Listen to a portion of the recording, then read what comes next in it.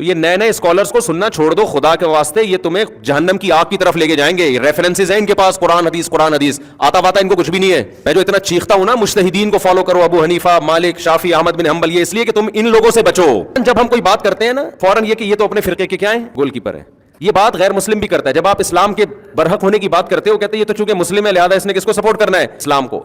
بھائی ہم مسلم ہونے کی وجہ سے اسلام کو سپورٹ نہیں کر رہے، اسلام کے مدلل ہونے کی وجہ سے مسلم ہیں. تو ہم جو چاروں ائمہ کے قائل ہے نا کہ ان چاروں فقہ میں سے کسی ایک کو فالو کرو، اس لیے نہیں کہ ہم ان میں سے ایک کو فالو کرتے ہیں، بلکہ اس لیے کہ ہم فالو اس لیے کرتے ہیں کہ ان کا فقہ مدلل ہے، اس میں قرآن و حدیث کو صحیح طرح سے سمجھا گیا ہے، اور اس میں امت اختلاف اور انتشار سے بچے گی. اس کے علاوہ جتنے پیکج امت کو جوڑنے کے لیے دیے جا رہے ہیں وہ امت کو جوڑنے کے بجائے توڑ رہے ہیں. ہر اسکالر ایک نیا فرقہ ہے اور دعویٰ یہ کرتا ہے کہ میں قرآن و حدیث کے علاوہ کسی چیز کو نہیں مانتا. لیکن 4 اسکالر ہوں گے تو چاروں کی الگ الگ رائے، 5واں ہوگا تو اس کی الگ رائے. چند چیزوں میں متفق ہوتے ہیں، باقی ہر چیز میں الگ ہیں.